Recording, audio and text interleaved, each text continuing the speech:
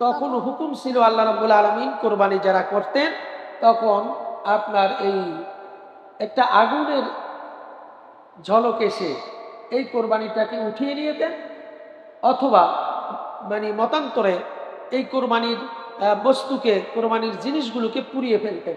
এটা আল্লাহর পক্ষ থেকে করা হতো। যারটা এই নিয়মে হতো সে বুঝতে পারতো যে এই কোরবানি আল্লাহ পাক কবুল করেছেন। ঠিক তেমনি হাবিল যখন এই দুম্বাকে উঁচু পাহাড়ে রাখলেন, তার কোরবানিকে আল্লাহ রাব্বুল আলামিন আসমান থেকে আগুন অথবা কোনো ঝলক এসে সেটাকে উঠিয়ে নিয়েছে অথবা পুড়িয়ে ফেলেছে। মতান্তরে দুইটা মতই পাওয়া যায়। তো সেখানে আপনার তার কবুলটা হয়েছে, সে নির্দ্বিধায় বুঝে গেছেন তার কোরবানিটা আল্লাহ পাক কবুল করেছেন। কিন্তু কাবিল যে শস্য দানা পাহাড়ে রেখেছেন, কিন্তু সেটি কোনো আগুন দিয়ে বা কোনো ঝলক দিয়ে আপনার সেটাকে নেওয়া হয়নি, পুড়িয়েও ফেলা হয়নি। তো সেখানে বোঝা গেল যে হাবিল এই তার বোনকে বিবাহ করতে পারবে। এটা ছিল তাদের রব্বুল আলামিন এই পবিত্র মাহে হজ মুসলিম মিল্লাতের জন্য একটি গুরুত্বপূর্ণ মাস। এই মাসের মধ্যে সারা বিশ্বের ধনাঢ্য ব্যক্তিদের জন্য আল্লাহ পাক কাবায় ডাক দিয়েছে। মক্কাতুল মুকাররমা, মদিনাতুল মুনাওয়ারা, এখানে আল্লাহ রাব্বুল আলামিন যে নিদর্শন রেখেছেন, যে হুকুম রেখেছেন, সেই হুকুমগুলি পালনার্থে সারা বিশ্বের ধনাঢ্য ব্যক্তিরা হজ ব্রত পালন করার জন্য সেখানে আগমন করেছেন। তো এদিক থেকে যেহেতু সারা বিশ্বের কোথাও এই আমলটি নেই যেটি আছে মক্কা এবং মদিনায়, সারা বিশ্বের মধ্যে আর কোথাও এই আমলটি হজের মাসে আর কোথাও হয় না, যেটা হবে মক্কাতুল মুকাররমা, মদিনাতুল মুনাওয়ারায়। সুতরাং সেদিক থেকে একটি গুরুত্বপূর্ণ মাস। অন্যদিকে যে মুসলিম মিল্লাতের জন্য কোরবানি, এই কোরবানির বিষয়টা সারা বিশ্বের মুসলমানদের জন্য হজরতে ইব্রাহিম আলাইহিস সালাতু ওয়াস সালামের সুন্নাত হিসাবে আমাদের জন্য ওয়াজিব করে দিয়েছেন। বলুন না সুবহানাল্লাহ। তিনি আল্লাহ রাব্বুল আলামিন তার বান্দাদের জন্য এই আমলের মধ্যে যে সবের অধিকারী করেছেন, যে আপনার আমলের মধ্যে পরীক্ষার উত্তীর্ণ হওয়ার যে বিষয়টি রেখেছেন, আল্লাহ রাব্বুল আলামিন ইব্রাহিম আলাইহিস সালাতু ওয়াস সালামের সেই পরীক্ষার মধ্য দিয়ে তিনি এত বেশি খুশি হয়েছেন, তার এই আমলটিকে কিয়ামত পর্যন্ত মুসলিম মিল্লাতের জন্য ওয়াজিব করে দিয়েছেন। বলুন না সুবহানাল্লাহ। সুতরাং এই আমলটির ক্ষেত্রে দেখা যায় যে আপনার প্রথমত এই কোরবানি শুরু হয়েছে হযরতে আদম আলাইহিস সালাতু ওয়াস সালামের মধ্য দিয়ে, অর্থাৎ আদম আলাইহিস সালামের পুত্র হাবিল এবং কাবিল, এই দুই জনার মধ্য থেকে কোরবানি শুরু হয়েছে। তাহলে আদম আলাইহিস সালামের জামানা থেকে এই কোরবানি শুরু, এবং আখিরি পয়গম্বরের উম্মতের জন্য পর্যায়ক্রমে ভিন্নতার মধ্য দিয়ে কোরবানি আল্লাহ রাব্বুল আলামিন বান্দাদের জন্য কবুল করেছেন। হাবিল এবং কাবিল যেহেতু প্রথমত ভাই এবং বোনদের সাথেই তাদের বিবাহ শাদী হতো, আল্লাহ রাব্বুল আলামিন এই বংশ বিস্তার করার জন্য পৃথিবীতে এই আদম সন্তানকে বাড়িয়ে দেওয়ার জন্য, যেহেতু আদম এবং হাওয়া এই দুইজন ছাড়া আর কেউ ছিল না, তাদের সন্তানগুলি মধ্যেই আপনার বিবাহ শাদী সম্পাদন করার হুকুম আল্লাহ রাব্বুল আলামিন জারি রেখেছিলেন। সেক্ষেত্রে হাবিল এবং কাবিল এই এক বোনের প্রতি বিবাহে দোনোজনই এই বিবাহের যে উপযুক্ত অবস্থায় বিবাহ করার জন্য মনস্থ করলেন। আল্লাহ রাব্বুল আলামিন হুকুম করলেন কে বিবাহ করবে সেটি আমি নির্ধারণ করতেছি কোরবানির মাধ্যমে। বলুন না সুবহানাল্লাহ। সে কোরবানি কি? হুকুম দিল তোমরা আল্লাহর রাস্তায় কোরবানি করো, যার কোরবানি আল্লাহ পাক কবুল করবেন তিনি সেগুলো একটি উঁচু পাহাড়ে সেখানে রেখে দিতে হতো। সে উঁচু পাহাড়ে আল্লাহ রাব্বুল আলামিন হুকুম দিলেন তোমরা উঁচু পাহাড়ে তোমার কোরবানিকে রাখো, তারপর আমি সেটি কবুল করব। ঠিক তেমনি হাবিল একটি দুম্বাকে আপনার জবেহ করে আপনার উঁচু পাহাড়ে রাখলেন, আল্লাহর রাস্তায় আল্লাহু আকবার বলে এই জবেহ করে দিলেন। তো সেখানে তার এই কোরবানিটা তখন হুকুম ছিল আল্লাহ রাব্বুল আলামিন কোরবানি যারা করতেন তখন আপনার এই একটা আগুনের ঝলক এসে এই কোরবানিটাকে উঠিয়ে নিয়ে দেন, অথবা মানে মতান্তরে এই কোরবানির বস্তুকে, কোরবানির জিনিসগুলোকে পুড়িয়ে ফেলতেন। এটা আল্লাহর পক্ষ থেকে করা হতো। যারটা এই নিয়মে হতো সে বুঝতে পারত যে এই কোরবানি আল্লাহ পাক কবুল করেছেন। ঠিক তেমনি হাবিল যখন এই দুম্বাকে উঁচু পাহাড়ে রাখলেন, তার কোরবানিকে আল্লাহ রাব্বুল আলামিন আসমান থেকে আগুন অথবা কোনো ঝলক এসে সেটাকে উঠিয়ে নিয়েছে অথবা পুড়িয়ে ফেলেছে। মতান্তরে দুইটা মতই পাওয়া যায়। তো সেখানে আপনার তার কবুলটা হয়েছে, সে নির্দ্বিধায় বুঝে গেছেন তার কোরবানিটা আল্লাহ পাক কবুল করেছেন। কিন্তু কাবিল যে শস্য দানা পাহাড়ে রেখেছেন, কিন্তু সেটি কোনো আগুন দিয়ে বা কোনো ঝলক দিয়ে আপনার সেটাকে নেওয়া হয়নি, পুড়িয়েও ফেলা হয়নি। তো সেখানে বোঝা গেল যে হাবিল এই তার বোনকে বিবাহ করতে পারবে, এটা ছিল তাদের পরীক্ষা। আমি সেদিকে যাচ্ছি না, আমি কোরবানির দিকে আসতেছি। তো বিশাল সেখানে কথাবার্তা আছে। তো যে কথাটি আপনার 10 পুরুষ আদম আলাইহিস সালাম থেকে শুরু করে নূহ আলাইহিস সালাম পর্যন্ত 10টা পুরুষ অবস্থান করেছে পৃথিবীর জমিনে। এই 10 পুরুষের পরে ইব্রাহিম আলাইহিস সালাম এসেছে। ইব্রাহিম আলাইহিস সালাম এসে আপনার এই নূহ আলাইহিস সালামের এই 10 পুরুষ পর্যন্ত, নূহ আলাইহিস সালামের আগ মুহূর্ত পর্যন্ত মানুষেরা মূর্তি পূজার মধ্যে আসক্ত হয়ে গেল। শিরক করত, মুশরিক হিসাবে তারা গণ্য হয়ে গেল। আল্লাহ রাব্বুল আলামিন খুব গোসা হলেন। আল্লাহ রাব্বুল আলামিন তিনি গোসা হয়ে হযরত নূহ আলাইহিস সালামকে হুকুম দিলেন, তুমি কিস্তি তৈরি করো, নৌকা তৈরি করো, আমি আর দুনিয়াতে বন্যা প্লাবন দিব, তোমাকে বাঁচতে হবে এবং তোমার সঙ্গী সাথী নিয়ে, মতান্তরে আপনার কম বেশি হতে পারে, 80 জন কিতাবে যেটা পাওয়া যায়, যেটা মতামত বেশি, 80 জন সঙ্গী এবং সাথী নিয়ে সে এই কিস্তিতে উঠলেন। এখানে অনেক ঘটনা আছে, আমি কোরবানির কথা যেহেতু বলবো সেখানে একটু টাচ দিয়ে যাচ্ছি। এবং প্রতিটি পানিতে যে সমস্ত জীব বসবাস করে, মাছ হতে শুরু করে যে সমস্ত পানিতে বসবাস করে, তাছাড়া দুনিয়ার জমিনে যত প্রকার আপনার জীবজন্তু ছিল, প্রত্যেক জীবজন্তু জোড়ায় জোড়ায় আল্লাহ পাক হুকুম করলেন নূহ আলাইহিস সালামের তোমার নৌকার মধ্যে সেই জোড়ায় জোড়ায় তুলে নাও। নূহ আলাইহিস সালাম প্রত্যেক জীবজন্তু পৃথিবীর জমিনে যা ছিল প্রত্যেক জোড়ায় জোড়ায় কিস্তির মধ্যে, নৌকার মধ্যে উঠিয়ে নিলেন। এবং সেখানে কিতাবে পাওয়া যায় 40 দিন, 41 দিন, অথবা কোনো মতান্তরে পাওয়া যায় 6 মাস পর্যন্ত এই প্লাবন ছিল। যতই এই প্লাবন ছিল পৃথিবীর জমিনে সব নিঃশেষ হয়ে গেছে। মক্কা বলেন, মদিনা বলেন, আরব ভূখণ্ড বলেন, যে সমস্ত জায়গায় নবী এবং রাসূলরা এসেছেন, মানুষের বসবাস ছিল, প্রত্যেক জায়গার মানুষগুলিকে আল্লাহ পাক প্লাবন দিয়ে ধ্বংস করে দিয়েছেন, ডুবিয়ে মেরে দিয়েছেন। বলুন না আল্লাহু আকবার। শুধুমাত্র নূহ আলাইহিস সালামের কিস্তির মধ্যে যারা অবস্থান করেছিল তারা ছাড়া সব পৃথিবীর জমিনে আর কিছু বেঁচে নেই, সব কিছু ধ্বংস হয়ে গেছে, প্লাবনে শেষ হয়ে গেছে।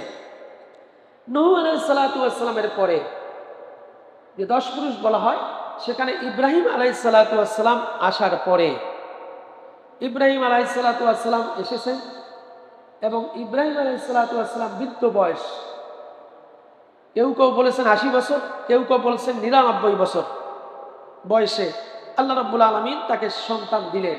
তিনি দোয়া করতেন, রব্বি হাবলি মিনাস সালিহিন, হে আল্লাহ তুমি আমাকে একটি নেক সন্তান দান করো, আমি বৃদ্ধ হয়ে গেছি, আমার কোনো সন্তান হচ্ছে না, আমাকে তুমি একটা পুত্র সন্তান, তুমি একটা সন্তান তুমি আমাকে দান করো, সলেহ অর্থাৎ নেককার সন্তান তুমি দান করো।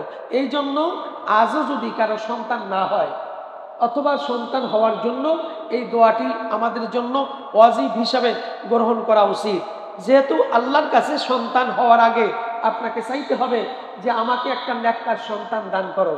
এটা বলতে হবে এই জন্য যে আমার সন্তানটা যেন আল্লাহ পাক নেককার হিসাবে কবুল করেন।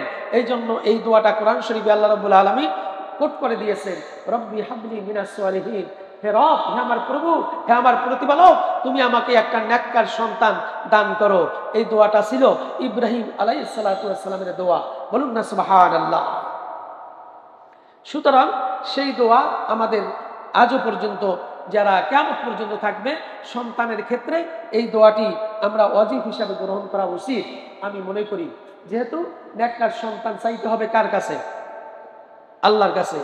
যা কিছু প্রয়োজন চাইতে হবে কার কাছে? কোনো বাবার কাছে নয়, কোনো অলির কাছে নয়, কোনো আপনার পৃথিবীর জমিনে যারা আছে কোনো আলেমের কাছে, বুজুর্গের কাছে, কোনো কারোর কাছে কিছু চাওয়া যাবে না। চাইতে হবে যা কিছু কার কাছে? নবীরা পর্যন্ত চেয়েছেন কার কাছে? রব্বি হাবলি মিনাস সালিহিন। আজকে তো আমরা ভ্রান্ত পথে অবলম্বিত হয়েছি। আজকের আমরা সন্তান না হলে কোনো মাজারে গিয়ে, কোনো আশ্রমে গিয়ে আমরা বলি, বাজান আমাকে একটা সন্তান দাও। আছে কি নাই? আছে কি নাই? অথচ নবীর কথাটাকে আল্লাহ পাক কোরআনুল কারীমের মধ্যে কোট করে দিয়েছেন, রব্বি হাবলি মিনাস সালিহিন। হযরত ইব্রাহিম আলাইহিস সালাতু ওয়াস সালাম দোয়া করেছেন বৃদ্ধ বয়সী, আল্লাহ, হে আমার প্রতিপালক, হে আমার রব, হে আমার স্রষ্টা, তুমি আমাকে একটা নেককার সন্তান দান করো। সেই দোয়াটা আমাদের দরকার আছে কি নাই? আমাদেরও দরকার আছে। তো সেদিকে আমি যাচ্ছি না, যেহেতু কোরবানির কথাগুলি আমি আলোচনা করব।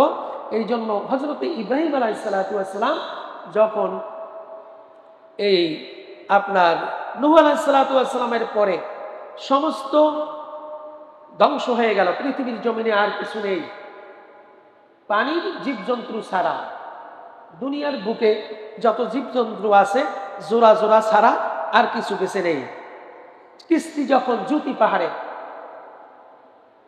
আপনার বেবিলন শহর, যেখানে ইরাক বলা হয়, বাবল শহর বলা হয়, সেখানে আপনার এই জুতি পাহাড়ের মধ্যে এই নৌকা যখন আপনার ঠেকে গেল, পানি নামতে শুরু করলেন, এবং সেখানে এই কিস্তি যখন থেমে গেল, অবস্থান করলেন, পানি শুকিয়ে গেল, তারপর নূহ আলাইহিস সালাতু ওয়াস সালামের সঙ্গী এবং সাথী এবং দুনিয়ার জমিনে যত প্রাণী আছে নৌকার কিস্তির মধ্যে যা ছিল সব নিয়ে ওই শহরের ভিতরে নামলেন এবং সেখানে বসবাস শুরু করলেন। এটা কোরআনুল কারীমের এবং হাদিস থেকে ইতিহাস। সেখানে এই বেবিলন শহরে বসবাস শুরু করলেন হযরতে ইব্রাহিম আলাইহিস সালাতু ওয়াস সালাম। মক্কা মদিনায় তখন কিন্তু কোনো আবাদ নেই, যেহেতু পৃথিবীর জমিনে কোথাও মানুষ আর নেই, মক্কা মদিনা একেবারে খালি ময়দান। তো এই মক্কাকে আবাদ করার জন্য, মদিনাকে আবাদ করার জন্য আল্লাহ রাব্বুল আলামিন হযরতে নূহ আলাইহিস সালামের পরে ইব্রাহিম আলাইহিস সালাতু ওয়াস সালামকে দিয়ে মক্কাকে আপনার আবাদ করবেন। এই আবাদের উদ্দেশ্যে আল্লাহ রাব্বুল আলামিন ৮০ বছর হোক অথবা ৯৯ বছর হোক, এই বয়সে, বৃদ্ধ বয়সে ইব্রাহিম আলাইহিস সালাতু ওয়াস সালামকে একটি সন্তান দিলেন। সন্তানের নাম কি? ইসমাইল আলাইহিস সালাতু ওয়াস সালাম। এই ইসমাইল আলাইহিস সালাতু ওয়াস সালামকে ইব্রাহিমের সন্তান আল্লাহ রাব্বুল আলামিন বৃদ্ধ বয়সে দিলেন। এই ইসমাইলকে দিয়ে আল্লাহ রাব্বুল আলামিন পুনরায় আবার মক্কাকে আবাদ করবেন বিদায় আল্লাহ রাব্বুল আলামিন এই মক্কাতে, যেখানে জমজম কূপ, যারা হজে গেছেন দেখেছেন, এখন তো আর কূপ চিনার কোনো উপায় নেই। আগে যারা গেছেন তারা দেখেছেন যে কূপের একটা আকৃতি ছিল, কূপ দেখতে পেত। এখন কিন্তু কূপ দেখার কোনো সুযোগ নাই, সেখানে ঢাকনা দিয়ে ঢেকে দেওয়া হয়েছে এবং অনেক ডেভেলপ হয়েছে, চিনার কোনো কায়দা নেই। ২০ বছর ১০ বছর আগে যারা হজে গেছেন, মক্কার যে পরিবেশ সেটা অস্বাভাবিক পরিবর্তন হয়েছে, এর বৃদ্ধি করা হয়েছে, পরিস্থিতি আরো বিস্তারিত করা হয়েছে এবং সেখানে ডেভেলপ হয়েছে, সৌন্দর্য বৃদ্ধি করা হয়েছে। পুরানো সেই স্মৃতিচারণ আজ কিন্তু যারা পূর্বে গেছেন তারা কিন্তু অনেকেই চিনতে পারছেন না। তো সেখানে যেখানে জমজম কূপ ছিল ওখানে একটি গাছ ছিল, এটা কোরআনের কথা। এই গাছের গোড়ায় আপনার ইসমাইলকে, মা হাজেরাকে, আমি সংক্ষেপে বলছি, ইব্রাহিমকে হুকুম দিল যে হাজেরার পুত্র, অর্থাৎ তোমার পুত্র ইসমাইলকে মক্কাতে নিয়ে তুমি মুমিনদের জন্য পরীক্ষা আছে কি নাই? আছে, থাকবে। এটা আল্লাহ পাকের পরীক্ষা, মানে বিশাল বিশাল পরীক্ষা, জীবন মরণের পরীক্ষা। আল্লাযীনা জাহাদু ফীনা লানাহদিয়ান্নাহুম সুবুলানা ওয়া ইন্নাল্লাহা লামাআল মুহসিনিন। জীবনের শুরু থেকে আপনাকে ইস্তেহাদ, আপনাকে এভাবে মুজাহিদের সাথে আপনাকে নিয়ত করে নিতে হবে, ইস্তেকামতের সাথে আপনার খুলুসিয়াতকে এভাবে কঠিনভাবে কঠিনতর হিসাবে আপনাকে নিতে হবে যে আমি ঈমান আসার পর বুঝার পর থেকে আমাকে আল্লাহর রাস্তায় এমনভাবে থাকতে হবে, আল্লাহ এবং রসুল ছাড়া আমি আর কোনো পথে মতে নেই। এমন অবস্থায় যদি থাকে, ইন্নাল্লাহা লামাআল মুহসিনিন, আল্লাহ রাব্বুল আলামিন বলেছেন যে তাদের জন্য চির কল্যাণকর আলোকময় উজ্জ্বল পথগুলি এই বান্দাদের জন্য দেখিয়ে দিবেন কে? আমার আল্লাহ হুকুম করেছেন এভাবেই। তো সেখানে আমি এই কোরবানির দিকে আসছি। আল্লাহ রাব্বুল আলামিন ইসমাঈল আলাইহিস সালাতু ওয়াস সালামকে হুকুম করলেন মক্কায় নিয়ে তাকে রেখে দাও। ইসমাঈল আলাইহিস সালাতু ওয়াস সালাম এই শিশু সন্তানকে নিয়েই মা হাজেরাকে এখানে রেখে আসলেন। মক্কা তখন কাবা তো ধ্বংস হয়ে গেছে, কাবা পুনরুদ্ধার করবেন ইসমাঈল এবং ইব্রাহিমকে দিয়ে, যেহেতু প্লাবনে সব কিছু ধ্বংস হয়ে গেছে। এই প্লাবনে ধ্বংস হওয়া পূর্বকার যে কাবা ছিল, সেই কাবার নকশায় আবার ইসমাঈল এবং ইব্রাহিম আলাইহিস সালামকে দিয়েই পুনরায় কাবা নির্মাণ করবেন। উদ্দেশ্যকার আল্লাহ রাব্বুল আলামিনের। তো সেখানে যেহেতু মক্কা এবং এই আরব ভূখণ্ডের মধ্যে আর কোথাও মানুষের বসবাস নেই, আল্লাহ পাক পছন্দ করলেন যে আমার কাবায় আবার বসবাস শুরু করব। এই জন্য বেবিলন শহর থেকে আপনার অবস্থান করা, ইরাকে অবস্থান করা ইব্রাহিমকে দিয়ে তার সন্তান, শিশু সন্তানকে মা হাজেরাকে নিয়ে এই মক্কায় এসে সেখানে রাখলেন এবং সেখানে রেখেই আল্লাহর হুকুম হলো তাদেরকে রেখে চলে যাওয়ার। বলুন না সুবহানাল্লাহ। কোথাও কিছু নেই, চতুর্দিকে মরুভূমি, পানি যে পান করবে এমন কোনো পানির কূপ বলতে কোথাও নেই। কিছু শস্য দানা, খাদ্য দ্রব্য, কিছু আটার রুটি, জবের রুটি, কিতাবে যা পাওয়া যায়, কিছু দিন খেতে পারে এমন কিছু খাদ্য শস্য এই হাজেরার হাতে দিয়ে ইব্রাহিম আলাইহিস সালাতু ওয়াস সালাম আল্লাহর হুকুমে পরীক্ষা শুরু হয়েছে, পরীক্ষার জন্য চলে গেলেন। হাজেরাকে রেখে, ইসমাইলকে রেখে জমজম কূপের পাশে যে গাছটি ছিল এই গাছের তলায়। বলুন না সুবহানাল্লাহ। এটাকে বলা হয়তো শাজারাতুল কাবির, অর্থাৎ বড় গাছ। মক্কা নগরীর মধ্যে সবচেয়ে বড় গাছ ছিল এটি। এই গাছের গোড়ায় তাকে রাখা হলো এবং সেখানে যখন খাদ্যশস্য শেষ হয়ে গেল, পানির মশকে আর পানি নেই, তখন সাফা এবং মারওয়া, যারা হজে গেছেন দেখেছেন যে মক্কার থেকেই একটু পাশেই সাফা পাহাড় এবং মারওয়া পাহাড়, দুইটি পাহাড় দৃষ্টান্ত এতটুকু, হয়তো 50 গজ, আমার একটা আন্দাজ যে এতটুকুর মধ্যে এই দুটি পাহাড় আপনার, সেখানে আপনার মা হাজেরা পানির সন্ধানে পাহাড়ে উঠতেন, সাফাতে উঠে চতুর্দিকে তাকাতেন কোথাও পানি আছে কিনা। আবার দেখতেন যে সাফাত থেকে মারোয়া এই পাহাড়ের মধ্যে ভালু, যে মরিচিকা বলা হয়, রৌদ্রের আলোতে প্রদাহ তাপে আপনার বালুর উপরে মনে হচ্ছে যেন পানি দেখা যায়। এটাকে মনে করে আবার দৌড় দিতেন মারোয়া পাহাড়ে পানির সন্ধানে। আবার মারওয়া পাহাড় থেকে আপনার এই সাফা পাহাড়ের দিকে তাকাতেন, এভাবে পানি দেখতেন। এভাবে হযরতে হাজেরা রাদিয়াল্লাহু তাআলা আনহা তিনি এভাবে দৌড়াতে শুরু করলেন। সেই দৌড়টাকে কিয়ামত পর্যন্ত মুসলিম মিল্লাতের জন্য, আখেরি উম্মতের জন্য আল্লাহ রাব্বুল আলামিন সাই হিসাবে সবের, মানে এই যে আপনার ওয়াজিব, হজ করতে গেলে যে ওয়াজিবগুলো আছে, ফরজগুলো আছে, তার মধ্যে আল্লাহ রাব্বুল আলামিন হযরতে হাজেরার এই সাইকে, দৌড়াদৌড়িকে হাজিদের জন্য ওয়াজিব করে দিয়েছেন। বলুন না সুবহানাল্লাহ। এটা যদি না করেন তাহলে আপনার হজ পালন হবে না, পূর্ণাঙ্গ হবে না। এটা করতে হবে। আল্লাহ পাক দেখেন তার এই দৌড়টাকে কত খুশি হয়েছে যে তার ছেলের জন্য পানির সন্ধানে এক পাহাড় থেকে আর এক পাহাড়ে যে দৌড়াতেন, আল্লাহ পাক এত পছন্দ করেছেন কিয়ামত পর্যন্ত এই দৌড়টাকে মুসলিম মিল্লাতের যারা হজ ব্রত পালন করার জন্য মক্কাতে যাবে তাদের জন্য এই দৌড়িটাকে আল্লাহ পাক ওয়াজিব করে দিয়েছেন। বলুন না সুবহানাল্লাহ।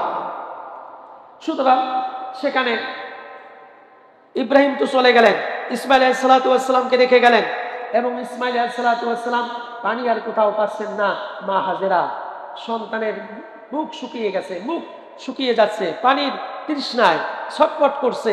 এমতো অবস্থায় কিতাবে লেখে যে মতান্তরে এই যে কূপটা ছিল এই কূপটা ভরাট হয়ে গেছে।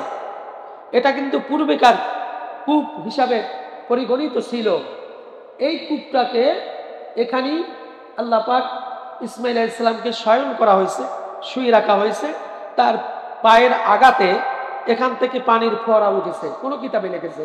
আবার কোনো কিতাবে লিখেছেন না, আল্লাহ রাব্বুল আলামিনের হুকুমের মধ্য দিয়েই আল্লাহ পাক এই কূপ থেকে পানি আবার সঞ্চালন করলেন, পানি জমিনে আবার উত্তোলন করলেন। এই পানি হযরতে মা হাজেরা তিনি এই পানি সন্তানকে পান করালেন, নিজে পান করলেন, এবং জমজমের পানি পরীক্ষা নিরীক্ষা করে বিজ্ঞানীরা পরীক্ষা নিরীক্ষা করে তিনি দেখেছেন জমজমের পানি যদি কেউ পান করে জীবন ধারণের জন্য সে সারা জীবন বেঁচে থাকতে পারবে। সমস্ত উপাদানগুলি জমজম পানির মধ্যে রেখে দিয়েছেন কে? আওয়াজ দিয়ে বলি কে? আল্লাহ রাব্বুল আলামিন। এত বরকতের পানি আল্লাহ রাব্বুল আলামিন। জমজম পানি খেলে, যেহেতু ইসমাইলের মায়ের কাছে হাজেরার কাছে আর কোনো খাদ্য শস্য কিছু নেই, শুধু এখন পানি দিয়েছেন আল্লাহ রাব্বুল আলামিন। ওই পানির ভিতরে মানুষ জীবন ধারণের জন্য যত উপাদান দরকার, প্রধান উপাদান হচ্ছে 6টি। মানুষের শরীরের জন্য প্রধান উপাদান 6টি। এই উপাদানগুলি প্রত্যেকটা 6টি উপাদান এই জমজম পানির ভিতরে রেখে দিয়েছেন কে? আমার আল্লাহ রাব্বুল আলামিন। পানি খেলে খিদা নিবারণ হলো, তৃষ্ণা মিটে গেল, তারা সুস্থ হলেন। বলুন না সুবহানাল্লাহ। ইসমাইল আলাইহিস সালাতু ওয়াস সালাম যখন বড় হলেন, ইব্রাহিম আলাইহিস সালাম আসলেন দেখতে, তখন কুরআনুল কারীমের মধ্যে বলছেন ফালাম্মা বালাগা মা'আহু সা'য়া, শুধুমাত্র বুঝার বয়স হয়েছে, পিতার সাথে সায়ের করতে পারে, সফর করতে পারে, হাঁটাহাঁটি চলাফেরা করতে, কাজকর্ম করতে পারে, এমন একটা ছোট বয়স। এই বয়সের মধ্যে আল্লাহ রাব্বুল আলামিন ইব্রাহিম আলাইহিস সালাতু ওয়াস সালামকে আর এক বড় পরীক্ষা দিলেন। এক পরীক্ষা দিলেন, সন্তানকে বেবিলন শহর থেকে মক্কায় এনে ছেড়ে দিয়ে তুমি চলে যাও। এটা বড় ধরনের একটা পরীক্ষা ছিল কি ছিল না? দ্বিতীয় পরীক্ষা হচ্ছে সন্তান একটু বড় হয়েছে, হাঁটাচলা করতে পারে, কাজকর্ম করতে পারে, পিতার সাথে চলাফেরা করতে পারে। ফালাম্মা বালাগা মা'আহু সা'য়া, এই বয়সে আল্লাহ পাক হুকুম দিলেন ইব্রাহিম এখন আর তোমার থাকার সময় নাই, তুমি মক্কাতে গিয়ে তোমার সন্তানকে তুমি কোরবানি করো। বলুন না সুবহানাল্লাহ। আবার জোরে বলি সুবহানাল্লাহ।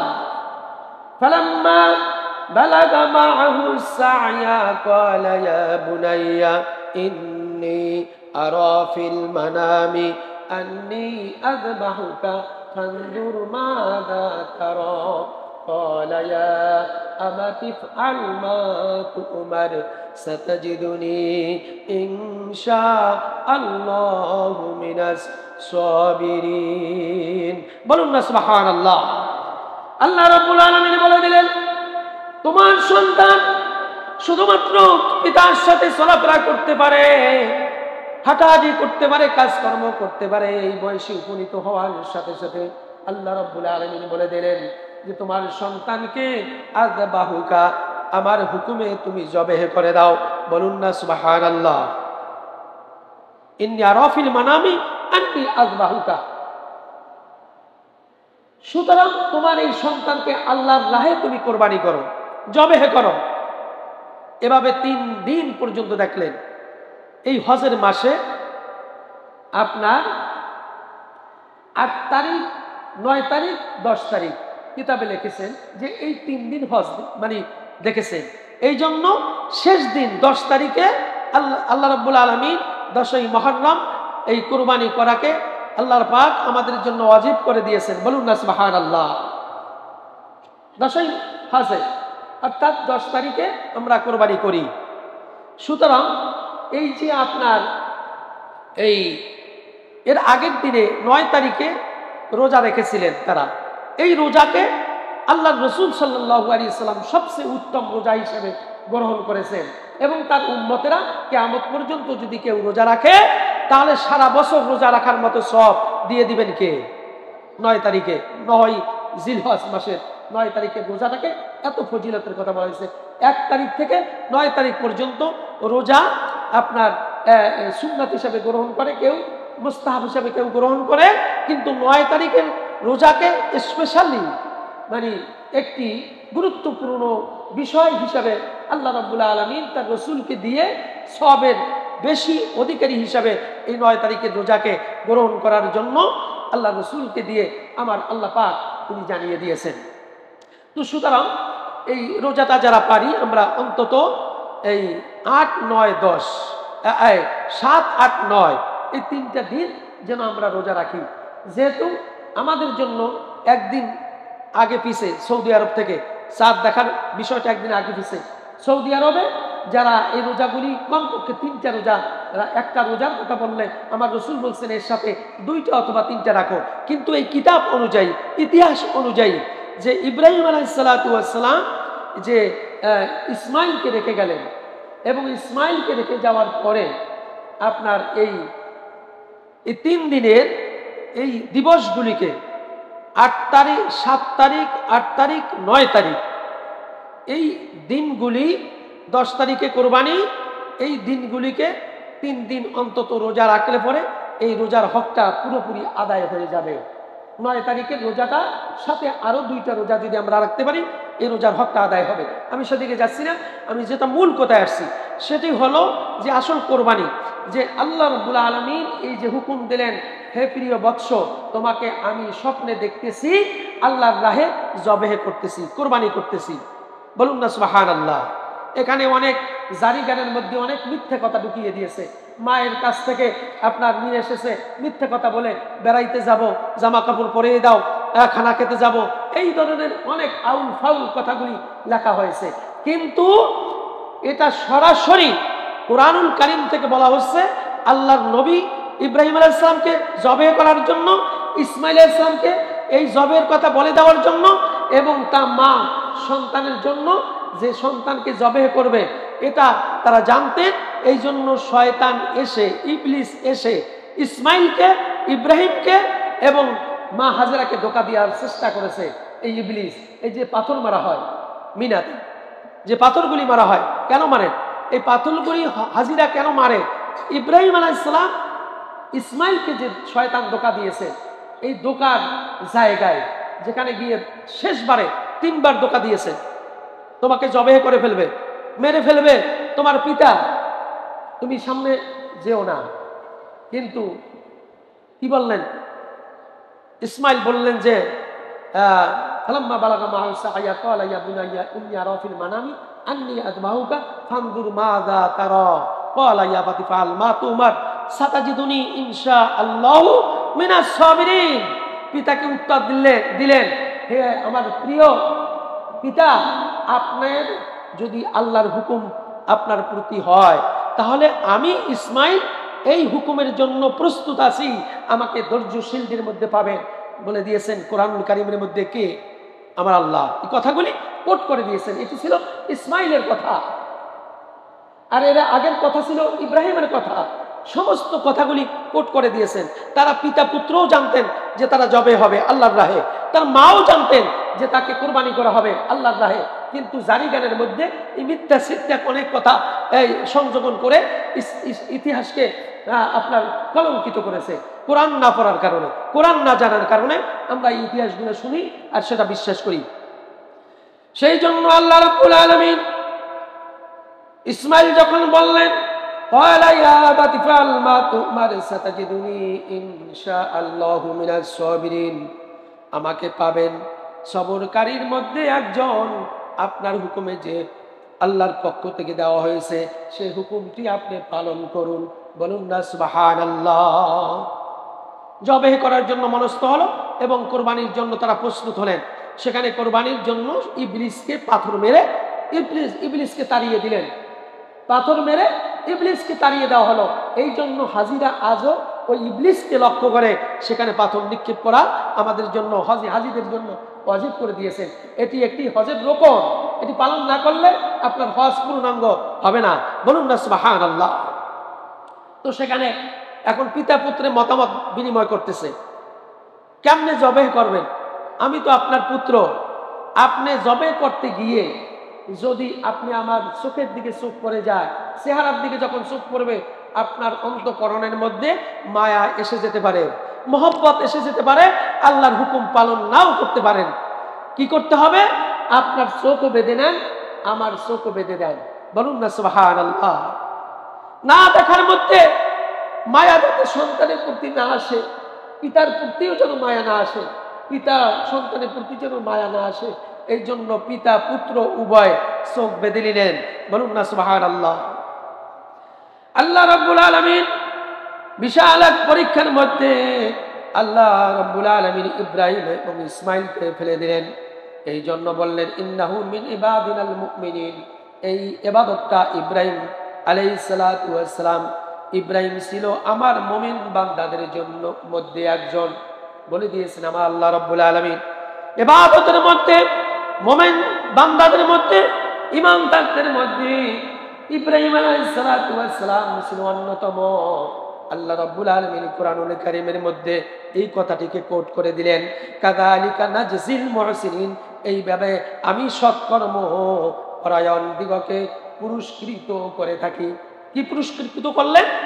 জবেহ করতে গেছেন, জিব্রাইলকে আপনার হুকুম দিলেন, জিব্রাইল তাড়াতাড়ি চলে যাও, একটি দুম্বা নিয়ে জান্নাত থেকে ইসমাইলকে সরিয়ে দিয়ে ওই জায়গার মধ্যে তুমি দুম্বা শুয়ে দাও। বলুন না সুবহানাল্লাহ। এই দুম্বা সেখানে শুয়ে দাও হলো। ইব্রাহিম আলাইহিস সালাতু ওয়াস সালাম ছুরি যখন চালালেন, দুম্বা যখন চিৎকার করলেন, তখন মনে করলেন যে পুত্র সন্তান জবে হয়ে গেছে। রক্তপাত যখন হয়ে গেল, সেখানে চোখ খুললেন, খুলে দেখে ইব্রাহিম ইসমাইল আলাইহিস সালাতু ওয়াস সালাম পানে। জিব্রাইল তো তার আগেই কাজ করেছে। এখানে তিনটা কথা হাজিদের জন্য আজও ওয়াজিব করে রেখেছেন। যখন জবেহ করতে যান তখন ইব্রাহিম বলেছেন আল্লাহু আকবার। কি বলেছেন? আল্লাহু আকবার। এই জন্য হাজিরা হজে গিয়ে বলে আল্লাহু আকবার, আল্লাহু আকবার, লা ইলাহা ইল্লাল্লাহু আল্লাহু আকবার। ইব্রাহিম আলাইহিস সালাম দ্বিতীয়বার বলছেন লা ইলাহা ইল্লাল্লাহু আল্লাহু আকবার জবেহ করার পরে, লা ইলাহা ইল্লাল্লাহু আল্লাহু আকবার। এরপর দ্বিতীয়বার আল্লাহু আকবার, এরপর তৃতীয়বারে আল্লাহু আকবার। জিব্রাইল আলাইহিস সালাতু ওয়াস সালাম বলছেন আল্লাহু আকবার, আল্লাহু আকবার, লা ইলাহা ইল্লাল্লাহু আল্লাহু আকবার, আল্লাহু আকবার। এই আল্লাহু আকবার, আল্লাহু আকবার জবেহ করার সময় বলেছেন জিব্রাইল আলাইহিস সালাতু ওয়াস সালাম। বলুন না সুবহানাল্লাহ।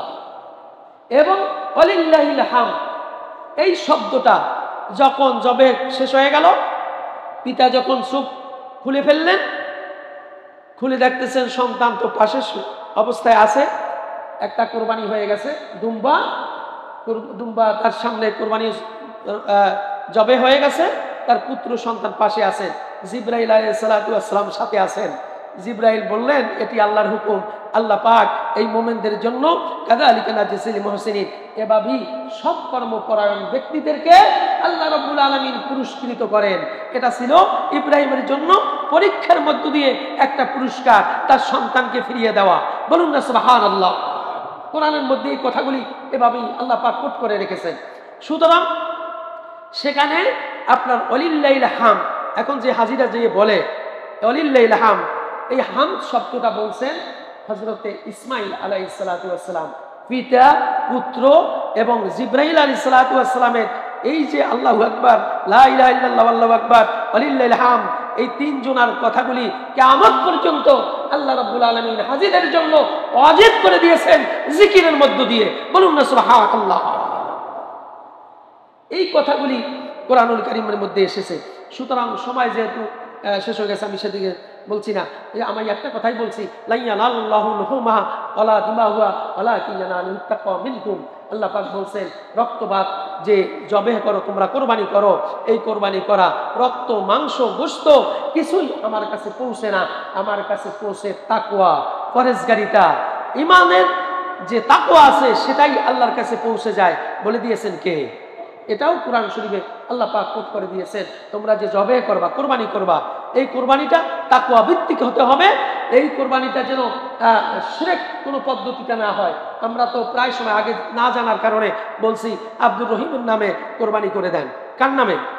আব্দুর রহিমের নামে কোরবানি করেন, আব্দুল করিমের নামে কোরবানি করেন, আব্দুল সত্তারের নামে কোরবানি করেন।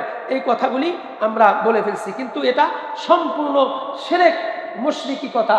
এই কথাকে আমরা কখনো বলবো না। আমরা বলবো ইব্রাহিম আলাইহিস সালাম কি কথা বলে কোরবানি করেছেন এবং সে কি কথা বলেছেন, জিবরাইল আলাইহিস সালাম কি কথা বলেছেন এবং আপনার ইসমাইল আলাইহিস সালাম কি শুকরিয়া আদায় করেছেন, এই কথার উপর ভিত্তি করেই আমরা বিসমিল্লাহি আল্লাহু আকবার বলে আল্লাহর জন্যই আমি কোরবানি করতেছি। তবে যারা কোরবানি করবেন হুজুরকে বলে দিবেন যে আমার পক্ষ থেকে, আমি আব্দুর রহিমের পক্ষ থেকে আল্লাহর রাস্তায় আপনি কোরবানি করেন। কথা হবে এভাবে, ঠিক না বেঠিক? এবং হুজুরও বিসমিল্লাহি আল্লাহু আকবার, আল্লাহর রাহি আমি শুরু করলাম, এইটা আল্লাহর হুকুম দিয়েই এই আপনার এই কোরবানি করতে হবে। এবং অন্যত্র আমি সেদিকে যাচ্ছি না, অন্যত্র কোরআনুল কারীমের মধ্যে বলে দিয়েছে আল্লাহর নাম ব্যতীত কোনো যদি পশু জবেহ করা হয়, কোনো পশুর গোশত মুমিনদের জন্য, ঈমানদারদের জন্য খাওয়া হারাম করে দিয়েছেন কে? এটা হারাম করে দিয়েছেন, এটা খাওয়া যাবে না। যেটা আল্লাহু আকবার সারা ব্যতীত কারো নামে, কোনো খাজার নামে, কোনো পীরের নামে জবেহ করা হয়েছে, ওই গোশত খাওয়া হারাম হারাম হারাম বলেছেন কে? আল্লাহ রাব্বুল আলামিন। আল্লাহ রাব্বুল আলামিন আমাদের সকলকে এই কোরবানির মধ্য দিয়ে, রোজা রাখার মধ্য দিয়ে, কোরবানি করার যে পদ্ধতি, যে হুকুম রয়েছে সেইভাবে কোরবানি করে আমরা ইব্রাহিম আলাইহিস সালাতু ওয়াস সালামের এই পরীক্ষা মুমিনদের জন্য কিয়ামত পর্যন্ত আল্লাহ যেটাকে জারি রেখেছেন, সেই পরীক্ষার মধ্যে আমরা যেন উত্তীর্ণ হয়ে আল্লাহর রাহে, আল্লাহর জন্যই আমরা যেন প্রত্যেকে কোরবানি করতে পারি, সেই তৌফিক আমাদেরকে দান করুন। আওয়াজ দিয়ে বলি আমিন। আরো বলেন জোরে বলেন আল্লাহুম্মা আমিন। আল্লাহ পাক আমাদের সকলকে তৌফিক এনায়েত করুন। সকলে বলি আমিন সুম্মা আমিন।